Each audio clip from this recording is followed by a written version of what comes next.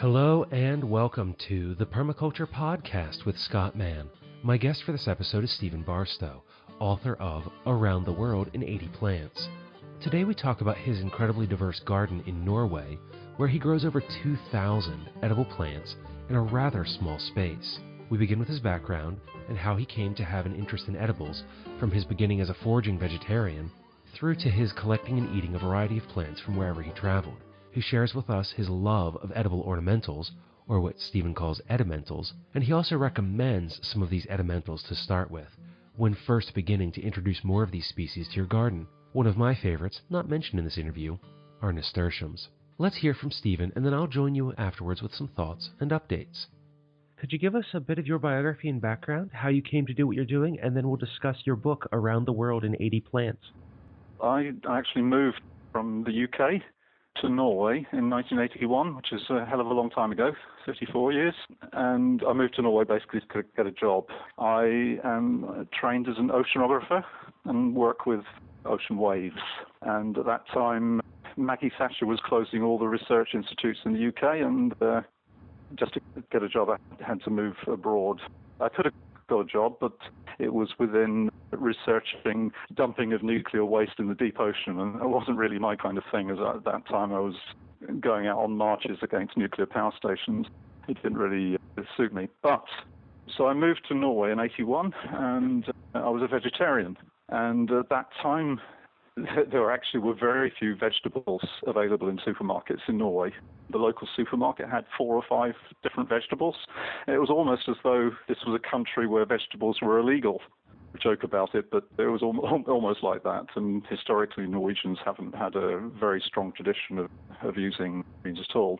So actually, to survive as a vegetarian, I had to start growing food. And we rented a flat with actually a very large piece of land that we were able to use. We only stayed there for a couple of years when I moved to where I'm living today. And very early on, I came in contact with a group called the Norwegian Useful Plant Society. And this was a pretty unique society globally, actually. I haven't come across another country that has a society which is devoted to foraging. And this is a very old society here in Norway. It goes back over 100 years, and it's devoted to foraging fungi, mushrooms in the autumn, and berries, of course, but also wild edible greens in the springtime. So there was this kind of strange contrast. There were no vegetables in the supermarket, but there was this group of youngsters at the time going out on spring forages, and I soon learned there was something like 60 different edible vegetables, edible plants in the area around my house, and got really interested in that. And I traveled quite a lot with my work as an oceanographer.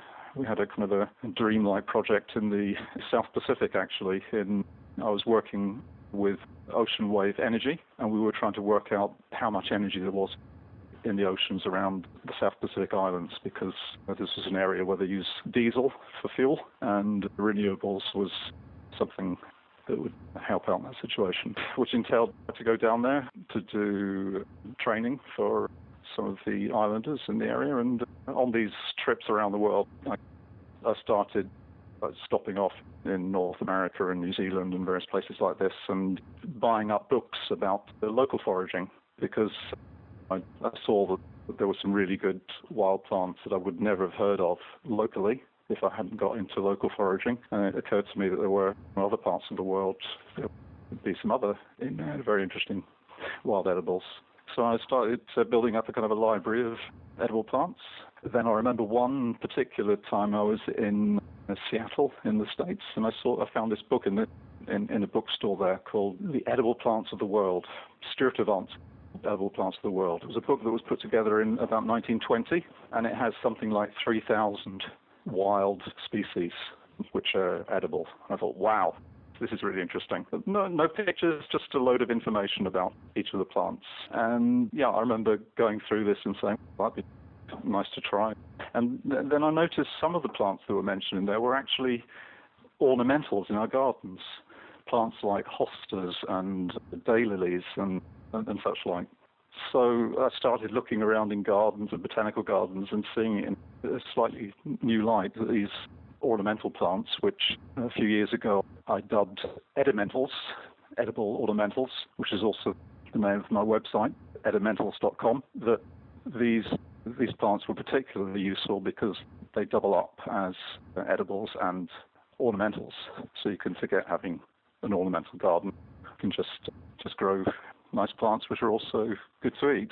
And many of these you can basically cut right down to you can pick the young shoots in the springtime, and then still they will flower later in the season. So you can have both. That was really the early years. Were you foraging and eating your way around the world as you would travel, learning about these different edible plants?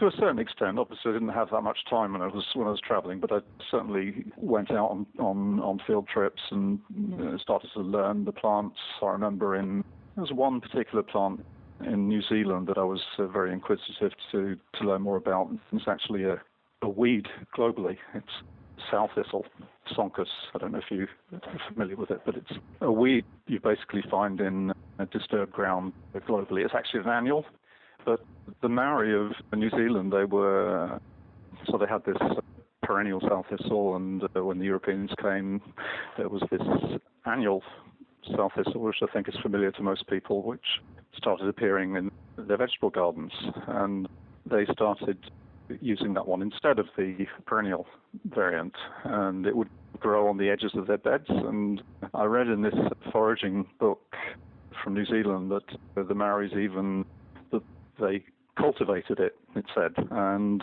that this sow thistle was also sold on markets, in Maori markets in Auckland and various other cities in New Zealand. So when I was back in New Zealand, I decided to visit one of these Maori markets, and right enough, about a third of the stalls on this market, they were selling this, what we would think of as a weed.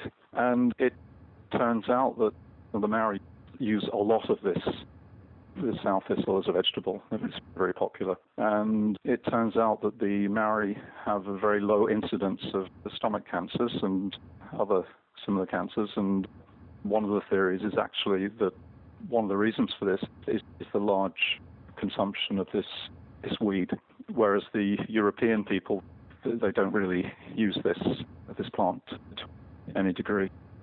Yeah, I remember when I was in New Zealand, of course I went to this market and I bought some, and I had a kind of accommodation with cooking facilities, and I cooked it up, and wow, this is really quite good. So today, actually one of the vegetables I use most in my garden is actually this common sow thistle, which is a weed on my vegetable and perennial beds in the garden. Very easy. You don't do anything. It just keeps on coming. But also, I grow various perennial sow thistles because perennials, as most wild edibles, are actually perennial, and many of our common conventional food crops were originally perennial. Plants like all the cabbage family derive from perennial wild plants. I talk quite a lot about that in the book. There's a whole section about perennial kales and cabbages. 150 years ago, there were perennial kales and cabbages were quite commonly cultivated, but it really didn't fit into our desire to dig the ground, to dig and plow every springtime. But luckily, these perennial kales survived in home gardens across Europe and North America and in some other parts of the world. Luckily, thanks to the fact that home gardeners saw the use of these plants, we have something like, 8 or 9 different old perennial kales which survive today. And thanks to increased interest now in permaculture and perennial vegetables and genetic resources, then I think most of these old perennial kales are now safe. Unlike conventional cabbages and kales, etc., these perennial kales are propagated by cuttings, so they're very easy to just pass over to your neighbor. You don't need any big seed companies as a source of seed. When making the selections that you did for your book, these 80 plants, you take us on a tour of every continent. Were there particular criteria you had in selecting the plants that you wanted to share? First of all, all plants that I've grown myself in my garden quite near the Arctic Circle in Norway, living at about 64 degrees north. So these were all plants that I was familiar with and had grown for a number of years. That a lot of the plants have an interesting botanic story behind them. Yield was one thing. Many of the plants I talk about are plants which grow very well in shady conditions, places where you wouldn't consider to have conventional vegetables. So they fit very well into this new wave of forest gardening, which is coming at us. And I gardened here in Norway more or less on my own for 25 years. I didn't know any other gardeners. And this is before there was internet really took off, and it's really only the last 5 years that I've had a lot of contact with other gardeners through the internet, through Facebook, and through my website, etc. And that's been really inspiring because there's suddenly this wave over the last 4 or 5 years here in Norway that, and I think more or less globally, that youngsters are really getting interested in wanting to learn about growing their own and being self-sufficient again and stuff. And it's and permaculture is very important in that respect. And so about 5 years ago, youngsters started turning up in my garden. I heard rumors of this large collection of edible plants that I have, and started coming into my garden and saying, "You've got a forest garden." Have I? Of course I had a forest garden when I started thinking about it, because I have my garden is quite a complicated. There are lots of niches in the garden, ecological niches. There are shady places, there are open places, there are windy places. And I always, when I planted something, I planted according to where those plants would grow in nature. So I observed nature and moved those and planted according to that. So yeah, plants that needed shady conditions, they were planted together with trees and bushes. Yeah, of course I had a forest garden. I just didn't actually, but I had heard of the concept of forest gardening, but it didn't really totally sink in, I must admit. I was doing my thing for many years. I had read the book by Robert Hart years ago on forest gardening, one of the pioneers. Yeah, so that's where we are today, really. You say about 5 years ago people were showing up in your garden. Had you had much exposure to the permaculture community before that? Not really, no.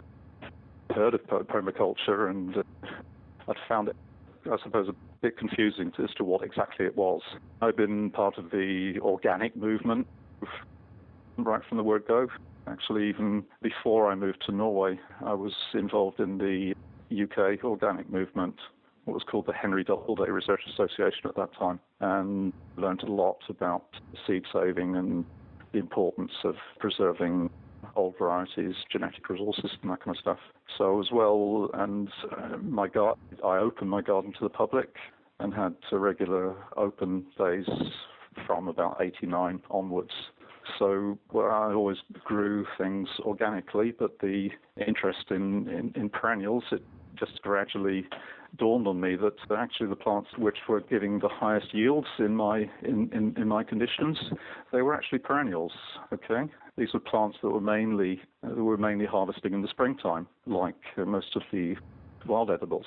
But undoubtedly, it's the perennials that give the highest yields in my garden. And I started getting a permaculture magazine with the publishers who are permanent publications, and I discovered a number of very interesting things in plants which weren't very well known as edibles around the world. And one of them was a plant that we call the Caucasian spinach, Hablitzia tamnoides.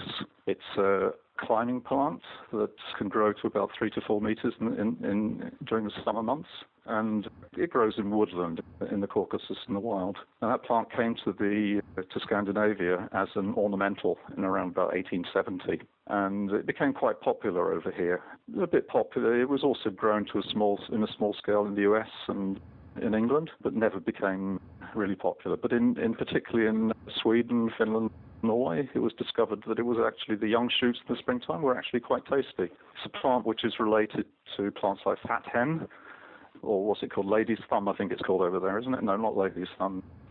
Different cultures, different names, but it's in the Podium family. So it's quite closely related to those. And yeah, it was discovered quite early on that it was very good to eat. But it gradually, the interest in it as an ornamental, it faded away, but a few people kept growing it as an edible. And when I discovered this about 15 years ago or so. I started growing it, and I found that it was getting incredible yields very early in the spring. So my oldest single plant, it has something like 250 shoots in the springtime from the one rootstock. And these shoots are harvested about 10 centimeters long. You can cut them all back, and it comes with a new burst of growth. Really high yielding, very tasty. It can be used as a salad plant, and it can also be used as a kind of a spinach. And I was so excited about this plant, I wanted to spread the word. So I contacted Permaculture magazine in the UK and asked them if they'd be interested in an article, and they were. I wrote the article, and I followed that up with another article about hostas, which is a very common ornamental plant, but little known in the West as an edible. Very important in the Far East, particularly in Japan and Korea, as an edible plant. It's cultivated, and it's also collected from the wild, foraged from the wild. Really productive plant. It grows in very shady conditions, perfect for the forest garden type environment, but really strange that it's never really, despite all the books on oriental vegetables, etc., it doesn't seem to really have been picked up on before. So basically on the back of those two plant profiles, I like to go into depth on the plants and how they, and this is how the whole book is structured. It's an ethnobotanical travel log around the world. So we follow the plants and the stories behind the plants, and I get experience about how those plants are cultivated, how they're used in the kitchen. It's not a cookbook, but I include a few recipes sprinkled through to inspire others.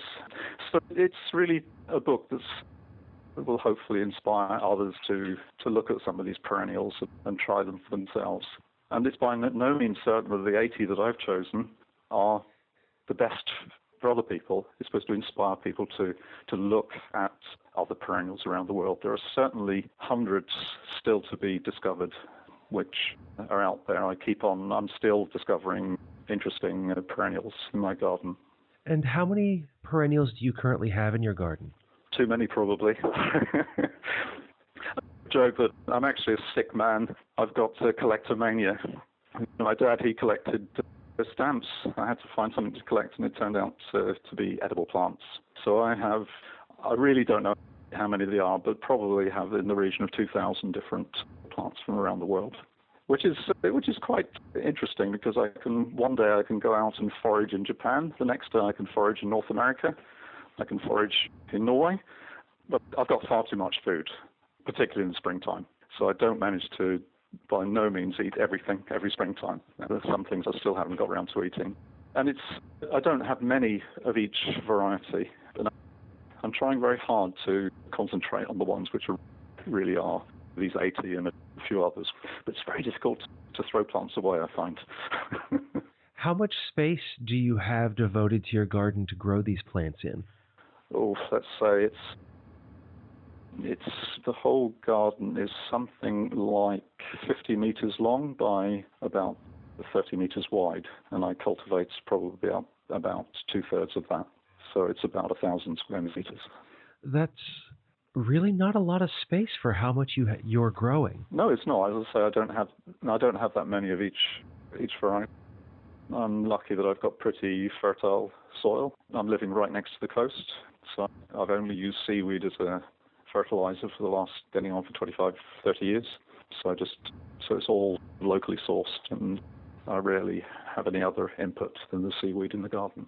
I don't handle metric well being an American. I just converted that, and that's only about 10,000 square feet then that you're cultivating. A little under 1/4 of an acre. That's pretty incredible. It's quite incredible. I could get more yield out of it if I really concentrated on the plants which were really giving the highest yield. But I'm 100% self-sufficient, at least in leafy greens, potatoes, that kind of thing. But I don't grow grains and that kind of thing, only on a very small scale. So I experimented a bit with perennial grains and things, but not on a big scale. I don't have space for that. So the book is basically about leafy greens. I decided to limit it at that, and I don't concentrate on root crops, but I mention it where a leafy green can also be used as a root vegetable. In your garden, do you include any animals of any kind? No, I don't. No. So I grow in a vegan because I don't use any animal manure. I don't, apart from my own, whatever I produce myself. I don't import any horse manure or whatever. And you say that you and your wife were vegetarians when you made the move. Are you still vegetarian? Almost. I do have some wild fish occasionally, but otherwise I'm vegetarian, yeah. Lacto, yeah. I think it was Steve Solomon, the author of Growing When It Counts. I don't remember if that's the full title of the book. He referred to himself as a vegetarian because he ate primarily the vegetables that grew from his garden. And it sounds like you're very sufficient from your own garden, your own needs in that way. There are all sorts of techniques.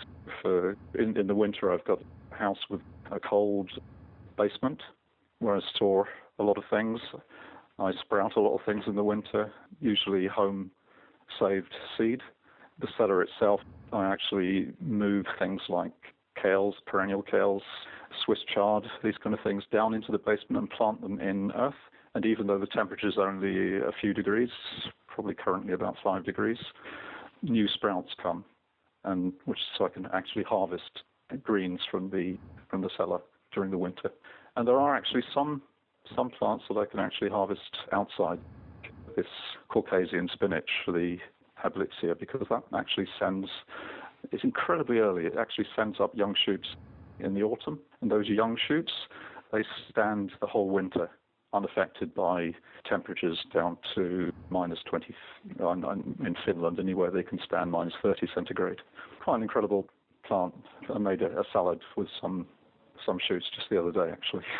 And some onions, particularly the North American nodding onion, Allium cernuum, which I also call Chicago onion in the book, because the name Chicago actually means, or is believed to mean onion in Native American language. And that was one of the first perennial onions that I grew. It is grown here as an ornamental, but it's really productive, it's beautiful, it's tasty, grows very quickly. That's one that I would definitely have in my garden if I started off again. And so that's also in the book. And I tell a story about the book, about the plant in Chicago and North America's most widespread onion. And it's what I call an edible ornamental. Fantastic plant. Mentioning that this would be one of the plants that you would start off with if you were starting off again, what are some other kind of beginner plants that you would recommend people investigate in this edimental vein? And I've already mentioned one, that's the Hablitzia. It depends what kind of climate you've got, ultimately. Obviously, you're the people listening in here living all over the world, so it's not necessary that the ones which grow for me best are going to grow well there. But I know that Hablitzia is grown in all the colder parts of North America, and it's grown right down into France and Europe and England. So that's one. Hostas I would definitely have. I would have a plant. Well, my most productive perennial vegetable is a plant which we call udo, which comes from Japan. It was under the Latin name of Aralia cordata, plant in the ginseng family, and it's herbaceous. In other words, it dies right back to the ground every autumn. It comes with new shoots, but it grows to 3 to 4 meters in my almost Arctic climate within the end of June. Incredible growth rate. And my largest plant has something like 30 shoots, which I harvest about 1 meter high. And in Japan, it's, again, both cultivated and also wild foraged. And they have a really, one of the most unusual forms of gardening I've ever come across, that Tokyo is built on, and parts of Tokyo anyway, are built on a particular type of soil, which they can easily dig in. And they've made these big caverns under Tokyo where they move the roots of udo down, and they're sprouted. The shoots from the udo roots underground in the complete darkness, they harvest them down there, and then they sell those shoots at a delicacy on markets around. But that plant has so many different uses. The young shoots are used, the young flower, what we could think of as broccolis, just before the flowers come out, are used widely in Japan as in tempura, if you know what tempura is. And Yeah, it's a plant that both bees and butterflies and nature likes, birds like the little berries that come later on. Fantastic plant. And when people challenge me and say that, well, the reason we don't grow perennials is that they don't yield, I just show them a photograph of my largest vegetable with towering over me. So that is definitely one I would suggest looking at. I know it's cultivated for Oriental markets in North America, and they've started recently in the UK cultivating it and selling on markets in London. So it's obviously fairly well adapted to quite a wide range of climates. Yeah, I could go on and on. There are so many plants, as I say, hosta, Hablitzia. Perennial kales, of course, if you've got the climate. Perennial kales are not that hardy, but if you've got the climate for them, well, even if you don't have the climate, you can actually take cuttings of perennial kales in the autumn and overwinter them inside, and then you've already got a head start in the springtime.